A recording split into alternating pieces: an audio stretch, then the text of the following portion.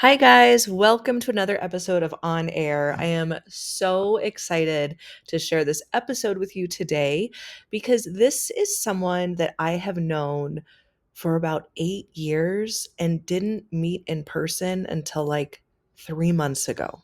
So I'm talking about Allie Rothrock. She's a former firefighter, trauma educator, and author of After Trauma: Lessons on Overcoming from a First Responder Turned Crisis Counselor.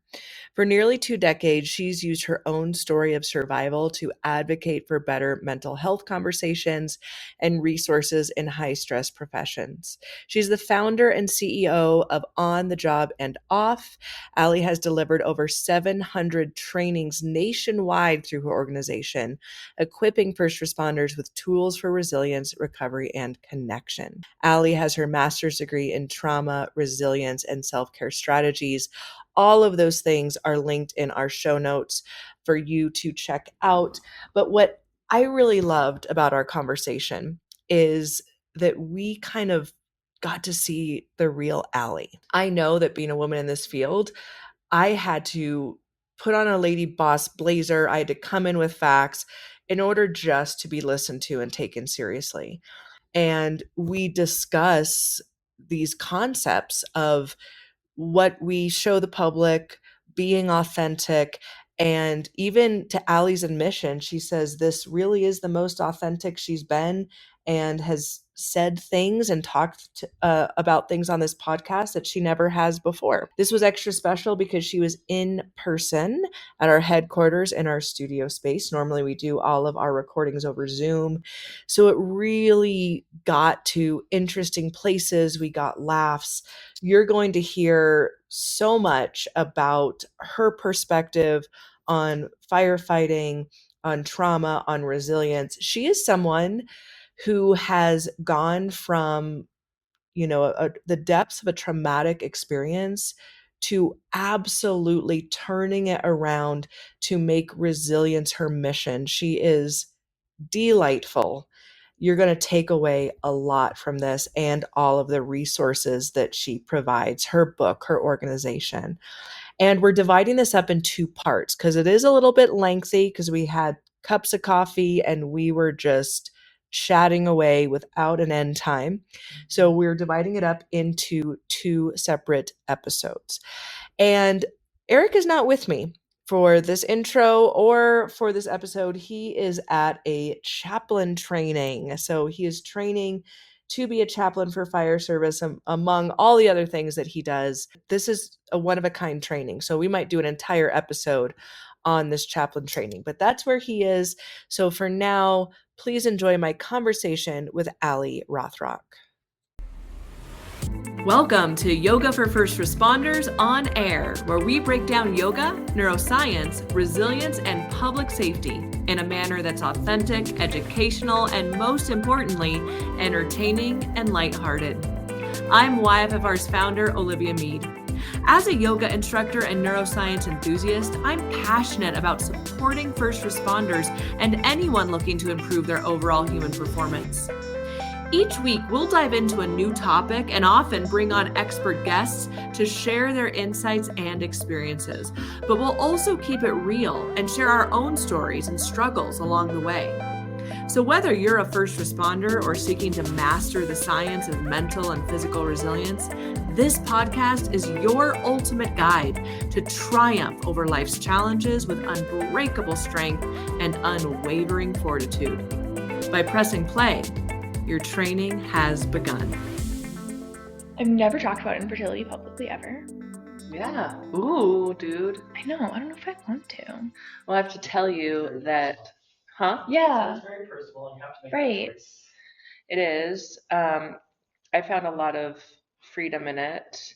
Also, I've used the YFFR protocol basically for my own resilience through the fertility journey. Yeah. And so I would like to create something, and that's the thing that I gave you yesterday. Yeah. And Did you see all the ones that I downloaded? Yes, yeah. Get the first book, What You Can Control. Okay. That's the maybe you did, but that has all of the stuff in it. But I really want to just like I rebranded yoga for first responders. Right. I want to rebrand the fertility journey Mm. because of going through the fertility struggles, I am who I am. Mm-hmm. And it forced me to heal Yeah. childhood wounds. It Yeah. forced me to use my tools of resilience, Yeah. right? Yeah. So I kind of want to take that and rebrand You it. should. Yeah, You should. So anyway, I found it very freeing, and that's part of your story too, dude. Yeah, I think so. I think the things that like in our shadow Yeah. are actually our shining star, Yeah. I think too, like I've had the pretty unique experience of sharing a really vulnerable story very Yeah. publicly for a very long time. And so for all the positives that come with that, the negative side is like you get people that will, say the worst possible thing to you or ask you like the stupidest question. Oh, they And will. so it's like I Yeah. have that experience of like if you put something out there, you have to be prepared for all the dumb stuff that will come. Mhm. And so I can only share my story because it doesn't make me feel vulnerable. Yeah, It's yeah, coming yeah. from a place of empowerment. But infertility stuff is not there yet. It's still Yeah. like so vulnerable. And so I think my hesitation with sharing it, even though like I almost have every time there's like infertility awareness or like miscarriage or whatever, I always think like, oh, maybe today I would like share something, and then I just never did because I couldn't like find the words. But I think that has always been my hesitation because I'm like, I don't want people, whether how well meaning, just like do this, do this, do this, you're doing all of this stuff wrong. I actually I've been recording little mini podcasts for eventually what will be this brand of basically YFR for fertility people, Sure. Yeah. And just so I have it in the bank, right? And I address this exact thing in one of those. And I'm actually calling out the patients, right? And I'm saying, who the fuck cares? Yeah. They don't know what to say. They say the best thing that they know how. Yeah. Which, yeah, is it the wrong thing or the not helpful? Yeah. Yeah. But just be like, okay, and then move on with your life. Yeah. So true. Like people will say, just relax, and everyone hates that. Oh God, go take a vacation, friend. But let me tell you why they're saying that.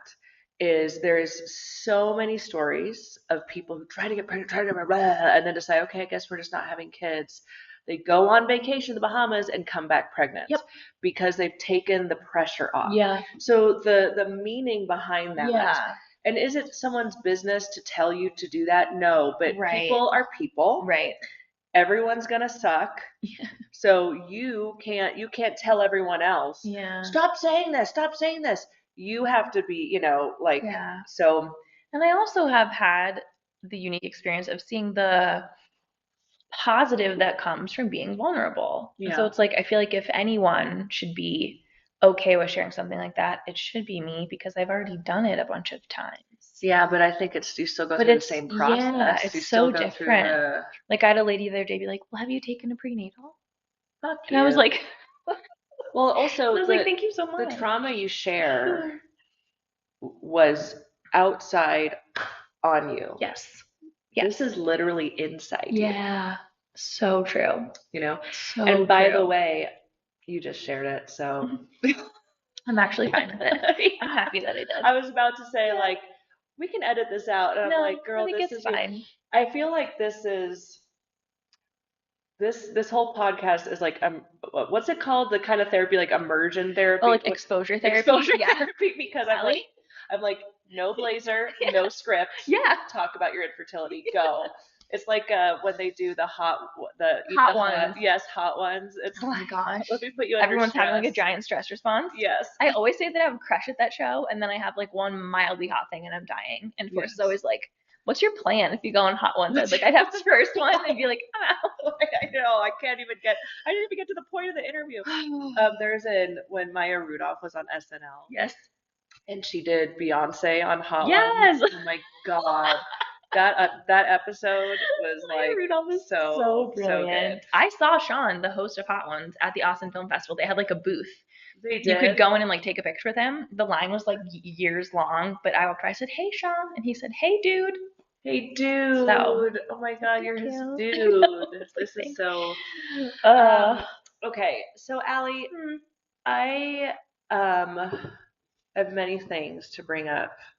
And I was telling Allie that we got our pedicures yesterday and a cocktail, and I was like, we should be recording the podcast right now, yes. you know? Yes. So, because then as soon as you get lights in the camera, you're Yeah. like, so, No, I'm pretending we're still at the bar yeah, with oh, our we drinks. are. Like In we're, fact, yeah, we there's started a bar. Bailey's Cheers. in here.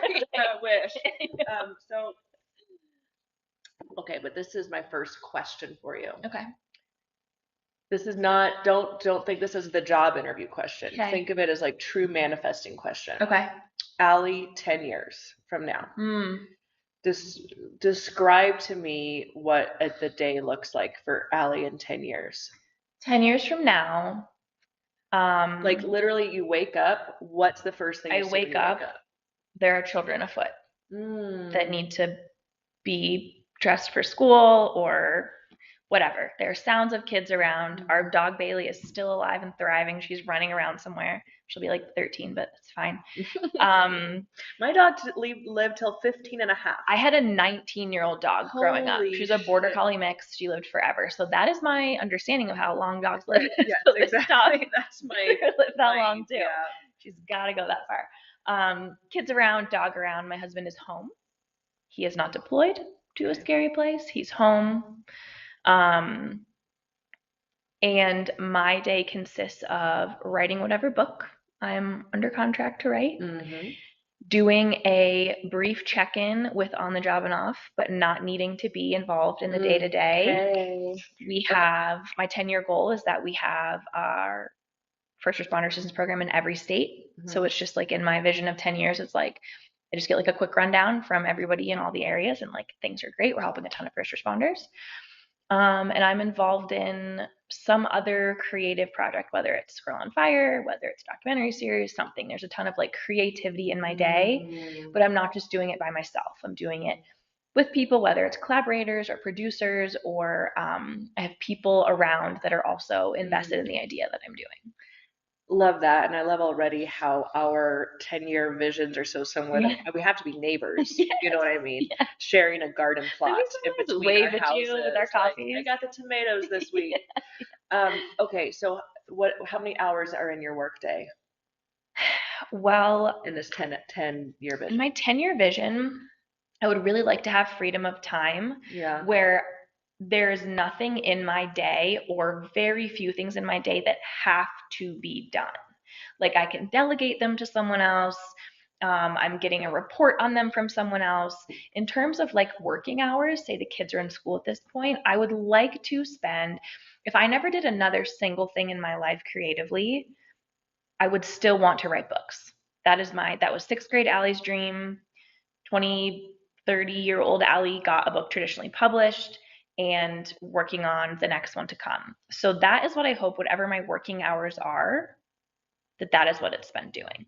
Okay, I love that. Yeah. And until it doesn't feel flowy anymore, you know? You know what's funny? I just said I love that, and I hate when like podcast hosts say I love that. Like it's up to me to validate. Like good answer. Like yeah, I'm editing this out, but I love that. No, but I seriously do because that is that vision. And yeah, you have a team around you. And for books, okay, all right, let me finish the day. So kids need to be picked up from school. Yep. Your creativity has completed itself that day, your creative endeavors. Yep. Okay, you pick up the kids from school. What car are you driving? We're a 4Runner family. We love 4Runners. We have 2 of them. Okay, great. So I see us 4Runners forever. Okay. Yeah. And you're living? Probably in the Pittsburgh area. Pittsburgh. Okay. We have a ton of family there. It's gorgeous. Okay. That is where we envision our forever home. So you arrive home with the kids. Yeah. Then what? Forrest makes dinner because he's really good at doing that. Talk to the kids about their day, homework that needs to be done. Maybe they go play outside because in my vision of 10 years, it's like perpetually like that time between summer and fall. And it's like not too hot, but it's not cold. We have nice land, so they go out and run. The dogs run after dinner, and we just clean up the house and get them ready for bed. And then Forrest and I just sit and talk about all the crazy things we've done in the last 10 years. Oh my gosh. Okay, I love that because like we talked about yesterday, what you do today has to have a seed for that, So true. that vision. For your book, what was the experience? Well, okay, first, quicker question. Do you see writing similar books in a similar narrative as your entire author career? Great question. So after Trauma is my first initially published book, I finished another nonfiction book. I have 2 more nonfiction books that I'm working on. I also have an idea for a fiction trilogy that I love and have been working on for maybe 7 or 8 years. Just whenever, like Shonda Rhimes said, writer's block is just you're blocked on that project. Go write something else and you will unblock yourself. I have something to say on that. Okay, pin it. And so that is my something else. That nonfiction trilogy, because I'm like, who in what world is that gonna like be real? It'll be real. I know exactly how. But that is my when I'm blocked on everything else, when I don't feel creative, when my brain is exhausted, but I want to do more, I'll go and write that. And so I think nonfiction is what people expect most from me. It's what's most natural for me to write. It's what I feel most passionate about writing right now. There's so many stories that I want to tell.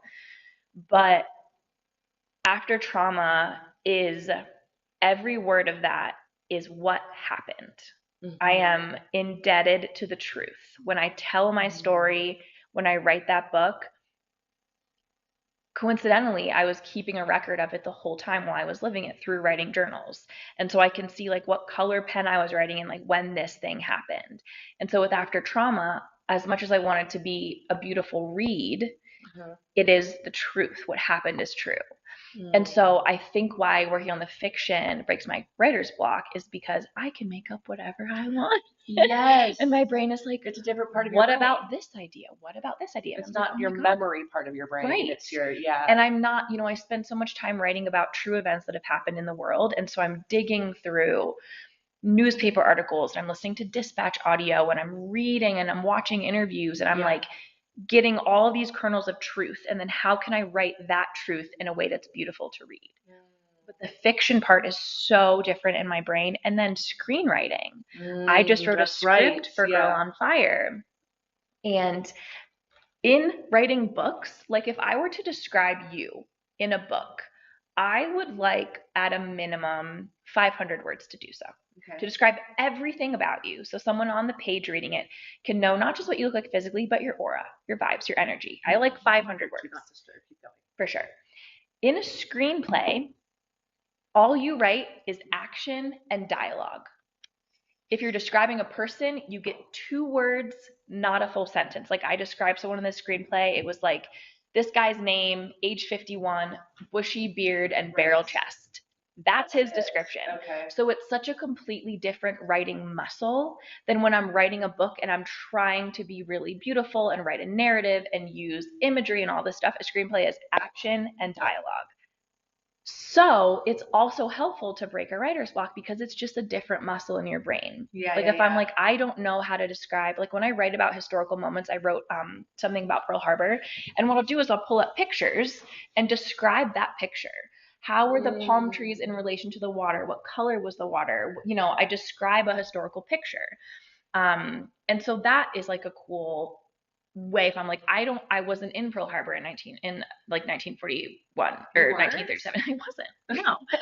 In 1941. So I can't go there and see what it looks like. But having these different muscles that I can strengthen, writing different things has been like really freeing. And I remember writing After Trauma, I thought like, if this is the only book I ever get to write, I want to write it as beautifully as I can. And it's such a like time capsule of where I was when I wrote that book. But the process changes based on like what writing muscle I'm using.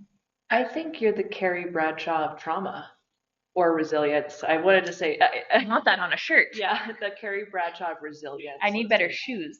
Yeah. Well, I know we look at our shoes or right. Birkenstocks. Yeah. The reason I say that is I asked you the other day if you've watched And Just Like That. Yes, I have. Okay. so you know how Carrie Bradshaw's whole career is her own stories Yes. and bringing them out for you know. Yes. So this is not a big spoiler or anything, but in just like that, she starts to try fiction. Ah, how's it go?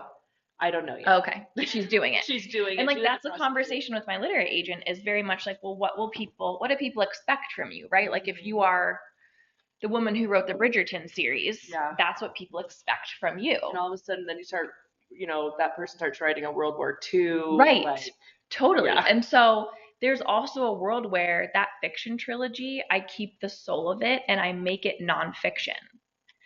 And so that's a constant conversation in my head of what is it supposed to be? Which way is this story supposed to be told? And I just don't know yet. Do you have, like, when you were starting to write the script, did you get trained or taught how to write a script? Do you have a coach? Like, so I was working on the idea for Girl on Fire. It's been 5 years now. And I have a section on my bookshelf that is screenwriting books. Mm-hmm. It's all the best ones on everything from like at this page in your feature script, this needs to happen. At this page, this needs to happen. And what I really did was I just read a lot of scripts. Like I think the pilot, the first episode of Stranger Things, brilliant. I think the pilot for Friday Night Lights, brilliant. The pilot for The West Wing, brilliant. Okay. So I would get those scripts, they're online for free, and read the script and watch the episode. How did they convey that on the page? Yeah. And then when I actually went to write the short script, I had a coach. I had someone who's written a lot of scripts, and she really helped me like page by page, because a short script, for people that don't know, is the full feature, a full movie script is like 90 pages. Okay. And with After Trauma, we were facing sort of a barrier of people being interested in the story, but they say they don't have time to read a whole book. Mm-hmm. And so I had nothing else to give them. Mm-hmm. And so the short script is like 15 pages, and it basically is the first act of the feature film, which is 3 acts. And so in that first act, the character of me, her name is Haley, she has a full character arc. All the big things happen to her, like all the right things happen at the right times with all the characters. And it's now something that I give to people. And because it's an action and dialogue, the pages read really quick because there's not paragraphs of text. Yes. So people can read it really quickly. And so now that's finally getting some things moving because people can see the world, they can meet the characters, they get the tone. Snapshot. Right. Yeah. Because I've had conversations with people in the past where they're like, so you could tell the story in space. You could set it in 1700s England. Like there could be a girl who's fighting this. Like in what world are you telling this story? And my answer is always like, in this world, like here. But their point is, what way do you want to tell this story? And in conversations I had with actresses and directors, that was always their question of like, we love this, but what version of this do you want to tell? And so by writing the short script, it allowed me to create that vision and put it on the page so someone else could see it. And understand like, this is my vision as the executive producer of this project. This is the way that I want it to be told. It's not trauma porn. It's not exploitative. It's not overly graphic like Game of Thrones and their sexual assault scenes, because that's unwatchable and unfair and it's not, stupid. Like you were talking about yesterday, it's not the point. Right. It's not the point. You don't even have to. I mean, obviously, yes, it's important to say, but you could just say like, a trauma happened. Here's what's going on. Right. And here's what happened after. I wrote a short movie script one time. I should find it. Oh. Do you know when I wrote it? Huh. I was sitting in my car doing background work for, I wouldn't say Cannoli and Isles. So what's the name of that show? Rizzoli and Isles. I like Cannoli and Isles better. Wait, you did background work for Yes, tons of it because of all the filming that happens here. Ask about it tonight at your network event and be like, when can my friend and I be in the background? Oh my God. It's the worst work ever. I hated it. Yeah. I lived in LA. You get paid $60 for the entire day to be miserable. Anyway, but this one was a little cushy deal because it was a car. My car was the background. So when they have to do street scenes? Yes. And you just like drive in a circle? Yeah, so you just sit in your car all day. And then they say, okay, action, you drive down the block, reset, come back around. And that happens, you're there for 8 hours. Right. It happens for 30 minutes. So yeah. I just got in my car. Yeah. So I wrote a script. I need to find it. I got it filmed with my neighbor. and I don't know where it is, that I never got my hands on the video, but I thought it was pretty brilliant. Sure. What it was about was someone coming to interview a really well-known older male actor that had started in the theater. I think Jeremy Irons, right? But not Jeremy Irons, because this guy is very foppish, and she asks about like being gay or something, and he's like, I'm not gay. Uh-oh. But it's like very, like, he's wearing a scarf and like Sure. all this stuff. So listen, everyone, this was in like 2011, so Yeah. Times were different. Times were different. Yeah. But I think we can all still get a chuckle on stereotypes and whatever. Sure, yeah, But yeah, anyway, my very gay neighbor filled it with yeah. Awesome. All right, so tell me about, well, first of all, what did you go to school for? I have an associate's degree in fire science. I have a bachelor's degree in psychology with an emphasis in crisis counseling. I have a master's degree in trauma and resilience. What a dum-dum. Not a lot of school over I here. could speak to someone more intelligent. Okay, cool. So not English, lit. Not writing, not business. Nope. Yeah, same. I have nothing in business, Yeah. and I just was thrown into this. You like, really just can't figure you're it out. running an organization now, and I'm like, Yep.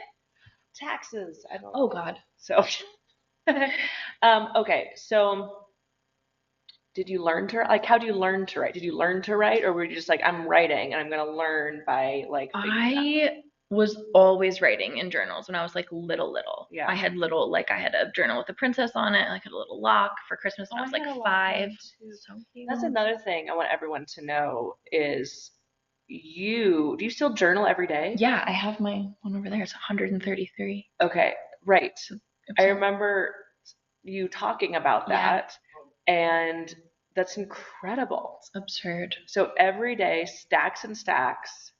My poor husband has to move the boxes every time we move. Yeah, When are we 133. gonna digitize this? People have asked me that. No, and I'm not saying to do journal Just this like way. scan it. Yeah. And, you know what I mean? Especially because like Where Hope Lives, my first book that I self-published was all taken from my journals, and so was After Trauma, because again, it's a record of what actually happened, and so it's like I want to make sure if my house burns down or floods, like they're in a fireproof, flood-proof box. There's an easier way now. I know. It's called the cloud. I really need to. Or just multiple sources. Something. Okay, so You're asking about journaling. Yeah, so Yes. Where Hope Lives is self-published. Yes. And in then 2010. after Trauma, I like you said, was traditionally Yes. published. Okay, thank you. Yes. Tell me about those two experiences, like the difference between the two. Where Hope Lives was born from I need to survive these things that happen to me, and this is the only way that makes sense. I need to figure out how to give this story away. That's how we started the candle company. So it's not just the same me. thing. We did it because we have to put out, that's a processing. Yes, it has to mean something. And then later, when I eventually got into trauma therapy, my beautiful, wonderful, beloved trauma therapist was like, that was you processing. Like that was you making sense and making meaning in these things. So Where Hope Lives was completely self-published. I worked 60, 80 hours a week at Starbucks and waitressing at this 50s diner to pay. There's so few. Did you have to wear a poodle skirt? It was not a poodle skirt. It was like a black and white, sort of like a maid's outfit. Okay. But like saddle shoes, red lipstick. Whoa. My nickname was Alley Cat because everyone had sort of like 50s like nicknames. It was such a vibe. I loved working there. Okay. And then the owner embezzled everything and then it closed. Oh, damn it. But so I have to just tell this quick thing about fun jobs that are fucked up.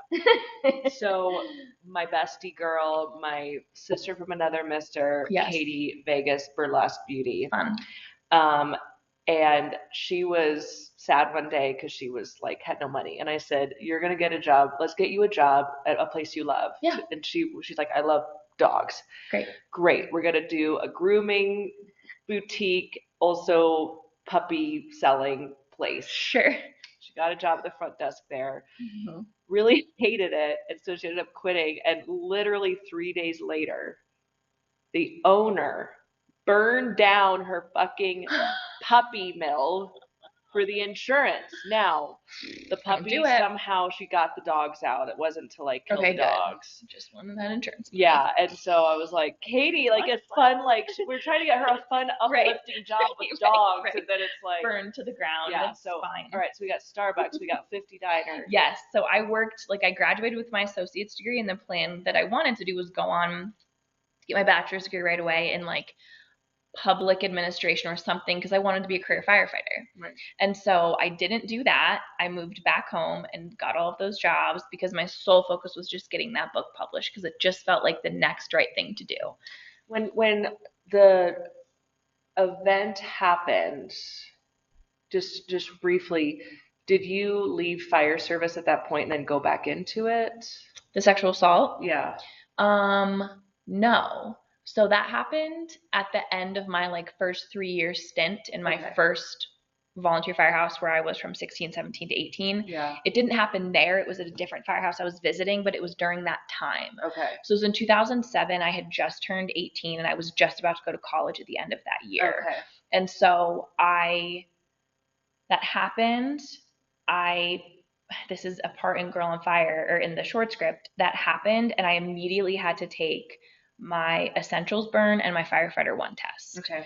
Which is like what I have been working towards for 3 years. So it's like this massive trauma, and then your dream is going to be accomplished if you can still show up and like do the thing that you have been training to do.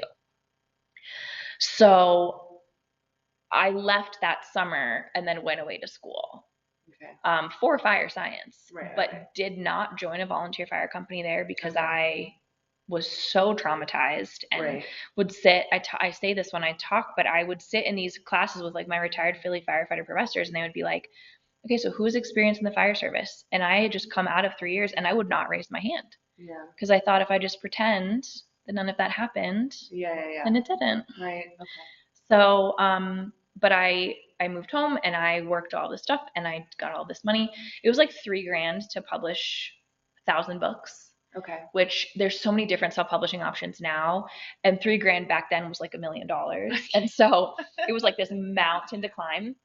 I'll never forget, I have a picture of it, I waited by the front door all day when those first box of books were going to be delivered, and they came at like 7 p.m.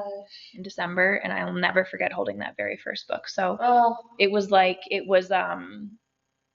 yeah, it was seen. Yeah. Like it was like through my actions is the thing. Exactly. Like I reclaimed. You were in control of it. Yes, reclaiming it, and you were being observed by it. Yeah. And it was validating in a way. And it wasn't like, I remember, so Twilight was really big during that time. And I remember I had some conversations with publishers before I decided to self-publish. And there was this one woman who was really about it. And she says, so we're going to put some vampires in it. And I was like, it's a memoir. And she was like, yeah. Love it. We're going to put some vampires in it. And I was like, okay, no, thank you. And then I officially decided to self-publish. So, Allie, what if you had done that and you were now a bazillionaire because of like vampire fire service? Like, I'm sure that book exists, but it's not going to be mine. Oh gosh, it was so funny. So yeah, self-publishing was interesting. Okay, so self-publishing, and then you're like, yay, did it. And with those books, what was, besides the validating part and processing part, what did you hope for those books? My hope was that someone would find that book when they needed it, and it would help them feel not alone. Okay. That was it. Okay. I had no like sales aspirations, no fame aspirations. I wanted it to be like a hand out that I didn't have because I was so isolated and so by myself through my own actions in a lot of ways. So that was just my goal, is I wanted it to be, give people company when they were struggling and know that it doesn't have to be the end.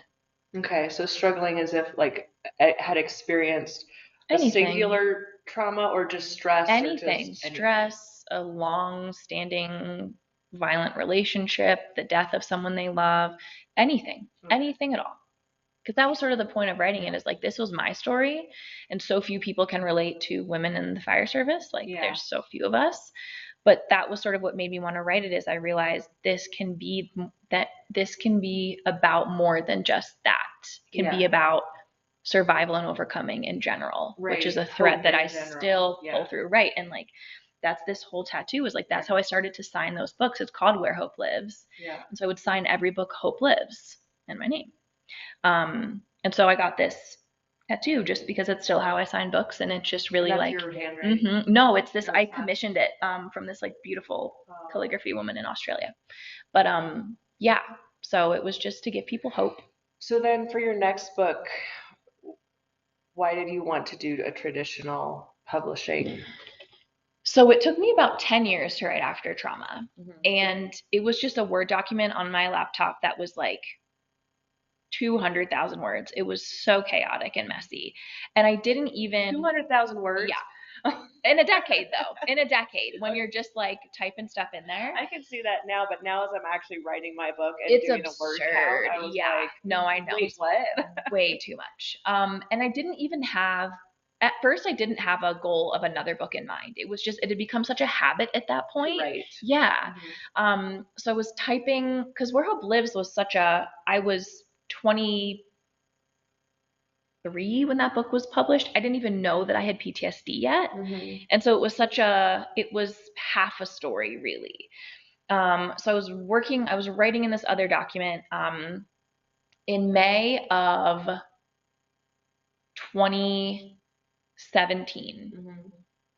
The bombing happened at the Ariana Grande concert in the UK. God. That's when that seems longer. I thought it was like 2 years ago. No, almost 10 coming up on. And Forrest and I had just gotten married. I was sitting at my kitchen table in Philadelphia where we had just moved to.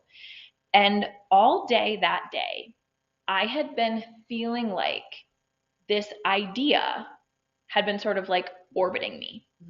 I didn't know what it was. I was like trying to do whatever else I had to do in the day. And at that point in the evening, I was like, fine. I sat down at our kitchen table. I had a blank notebook piece of paper in front of me and my headphones in listening to a song called Disappear by Gabe Dixon, which is always what I listen to when I'm trying to find like my creative flow. So Forrest took a picture of me and I look really like intense and concentrated. He took that picture of me, looked on his phone, and there was the alert of the bombing. He turned around and turned the TV on. And like I forgot what I was doing. He was like, oh my gosh, this bombing happened. And I'm watching girls run out of that arena, bloody, like horrified, traumatized, ambulances running in. And in that moment, I was like, oh, that's what this story is about. It's about the after. And it's not just about me. And so from that moment of watching the news, I realized the thing that this book is supposed to be is not just about me. And so I found all of these other people who had survived a variety of things to tell me their stories. And I wove their narratives in with mine. And from the first interview I did for that book was this woman who's become a good friend. Her name is Kelly Herron. She was training for a marathon. She stopped at the Golden Garden State Park, and a registered sex offender was waiting in the bathroom to rape a woman. And that's what he tried to do. And she fucking fought. And she fought and she fought and she fought. And she survived. And he went to jail and he died in jail. And I saw her on Good Morning America and like messaged her on Facebook. And she so kindly was like, I'm like pretty overwhelmed. It had just happened to her. Like, God bless. She was like, I'm overwhelmed. I have to say no. And I was like, I'm so proud of you for setting that boundary. Yeah. Like, be well, take care. And a couple weeks later, she messaged me and she was like, of all the interviews I said no to, you were the only person who like congratulated me on setting that boundary. She was like, I would love to talk to you about your book. Oh my God. So she's the first person I interviewed. And from that story, that's when I knew I wanted to try to get a traditional publishing deal because her story was worth the additional eyes and ears and investment. Else now. It's something else. And so that is when I knew I wanted to try. But getting a traditional book deal is like winning the lottery. It is that. Great, thank you. Almost impossible. Okay. Yep. One thing I want to come back to this, so we put a pin in. Yeah. Is the writer's block thing. Oh, please. So in YFR, we teach about the flow state in the brain, right? Yes. Which is when you're in the zone, writing, playing the piano, whatever it is. Yeah. And we talk about flow hacks because actually practicing yoga is a flow hack because of the part of the brain that it works, right? Yes. So there's many things that when you have writer's block or any sort of block that you can get out of it. Yeah. going into nature, literally putting your bare feet on the ground, things like that. But one of them is using, doing something else, but that's other than your given pursuit, but might still be in the zone. Like, say you're a piano player and you're just like, oh, I just keep messing things up. Like, go outside and start taking pictures of flowers, right? Yeah. So you're still in this creative zone, but it's another thing, and then it'll open up. So anyway, it's just like there's science behind why that works. Absolutely, yeah. And I found it to be so true. Music really does that for me. Beyonce has a song called Amen. It's the very last song on her Cowboy Carter album, which I'm obsessed with. And that song just like sends me to another dimension. I don't know what it is about that song, but if I really can't find flow, that song will kick me into it every time. God bless Beyonce. Yes, God bless Beyonce. That's the name of this episode.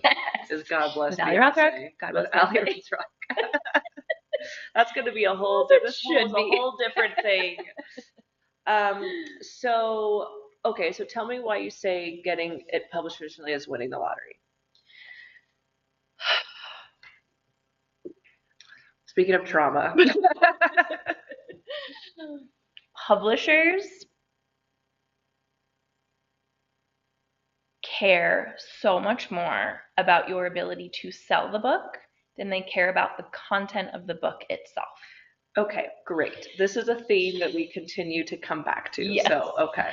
So you can write the most innovative, important new book, like I have, and the feedback is, this is important, this is new, this is innovative, you're a beautiful writer, nothing like this exists, but your platform is too small. We don't think you have an actual ability to make anyone care about this book, so no. Right. Okay. Yeah. So this is I think I have sugar in my hair from my cinnamon roll. How did that happen? I must have touched my head. But there's you did have some and now it's gone, I think, so you got it. Oh my god. All of a sudden I have like sugar just like That's a snapshot of how life is going right now. I have cinnamon roll in my hair. It's okay. Yes. Okay. Yes. So I want to put a pin in that because that's a bigger conversation that I'd like to put out on this platform. Before I do, let's take away the nightmare of it, of publishing. And just, can you just walk me through your experience? So you got an agent and your agent found the publisher. Yes. Right? So that's how it happens. Okay. An author cannot, almost never, communicates directly with a publisher. And the publisher is the one that actually buys your book and creates the physical copies. Do they own, what do they own? No. I own the copyright. Okay. All right. People do it differently. If people say like, oh, we'll give you this really good deal, but we own the copyright, do not do that. Okay. I own everything that has my name on it. Got it. Because I have good agents who negotiate for that. So this was during 2020, where every talk I had scheduled was canceled, naturally. This was like March. And my company On the Job and Off at that time was only doing online education. So the company actually kicked up a notch because no one could train in person. So I was like, that's fine, that's good. I have extra time because I'm not traveling. Maybe this is the time to try to finish this book. Okay. And so I did a lot of that work, and then I started to try to find an agent. And wasn't really getting anywhere. I had a mutual friend online who I knew had a book published. She was shot in a school shooting in Virginia. She had an agent. I looked up her agent, and I just sent her a message on Instagram, and I was like, we like knew each other a little bit, and I was like, this is what I'm working on. This is the feedback I've gotten. I'm just not able to reach the people that I'm trying to reach. Do you have any feedback on how you found your agent, or can you give me like any insight? And she so kindly set up a meeting between me and her agent. Keely, who I love, is still my literary agent today. I will never forget the day that she signed me. But she looked at the manuscript, which I told you was like so swollen, like it had way too many words. Yeah. And she said, before I like actually look at this, I want you to have it professionally edited. Okay.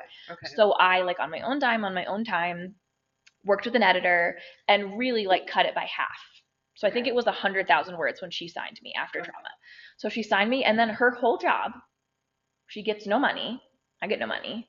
until So she you finds find- a publisher to buy that book. So her job then, you have to write a book proposal, which is so hard. You have to literally be like, who is going to care about this book and why? Right. Like literally why. You give sample chapters, all of that. So she sent out that, and we got really good feedback from a literary agency called Broadleaf out of Minnesota. And I had a meeting with the editor, and I thought that she would be a good fit to help me sort of shepherd the book through the editing process. And So edit it again. edit it after again. okay. That's right. Because an editor will come in with her vision of like, here's the version of this that I think is most marketable. Mm-hmm. And a lot of it was, so I think I signed with Keeley at 100,000 words, and After Trauma was published at I think 50,000. So we cut it by half again, as we should have. It turned out exactly as it should have been. And a lot of it was like, I'm telling 10 stories that all have the same message. Mm-hmm. So let's pick one. Mm-hmm. Like what's the, and so, you know, she had being unbiased and she didn't live the story. She could really help me visualize that. So people talk about how the editing process is the worst thing that's ever happened to them. I loved it. I had no stress in the editing process. Keeps reading we better did and it. better We and did better. it. We're here. Like this is my dream. And my book came out in April of 2022. It was actually originally scheduled to come out in the fall, but I had my edits done so quick that they were like, we're actually going to publish this like way sooner. It was like amazing. Yeah. So I really enjoyed the process. Okay. I did. Cool. And then after that, they know who the audience is, and the publishing company is starting the marketing campaign to like make it happen. Yes. But a thing in publishing is, as I've learned, you basically get 3 months of attention from your publisher, and then they're like after done. the book is published, and then they're done. Can you continue to that's the only you have to. Okay. You have to. Okay, interesting. There's nothing else that you can do. Now, my book was published in April of 2022. My husband got really badly injured in May of 2022. And because of his injury, I took a lot of things off my plate because he came home on crutches, unable to do a lot of like normal things. And so in that, when the book is new time period, I took a lot of things off my plate, not understanding that you have a really limited window here to just try to make a splash. I didn't understand that. Nobody told me. So when he got better and when life resumed normal things again, I thought I could just pick up where I was. And the publisher was like, we don't know who you are. Like, we've moved on. Who dis? So I didn't know that. I didn't know that you have such a tiny, teeny window to like make anybody care. And so that was like definitely a learning curve, which I just didn't know. Hey, before we go, I want to remind you that training your mental and physical health is incredibly important, especially for those working in high-stress jobs like first responders. And if you're interested in learning more about yoga for first responders, visit yogaforfirstresponders.org for our on-demand training app, online course platform, in-person training, and more. Like this podcast, subscribe, and give us a great review. We are so happy to have you part of the YFFR mission.